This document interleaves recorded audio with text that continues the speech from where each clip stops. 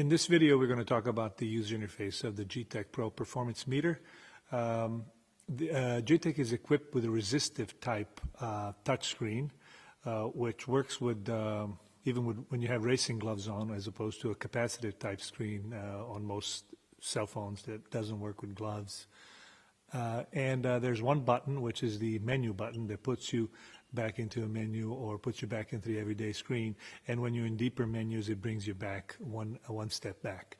So in the upper left-hand corner of the everyday screen is the mode of operation. There's two modes, SS and RR mode. We'll talk about those two different modes in a bit. There's the amount of satellites that are currently being received, the status of the battery. It's now currently being charged here. And this is the help button, which is very useful for finding out where you are and to get some help on the particular measurements that you're doing and so on. Just by pushing that button, you get a screen, a window that pops up and telling you where you are, what you're doing, what some suggestions are, how to make measurements and so on.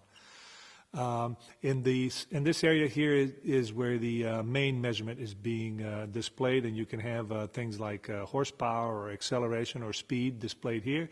And in the lower section here is a secondary measurement where you can have any of those measurements that I just mentioned.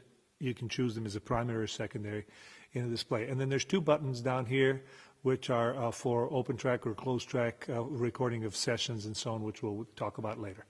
So that's the everyday screen. There's the menu button, and that pretty much covers the basic functionality of the user interface of the Gtech.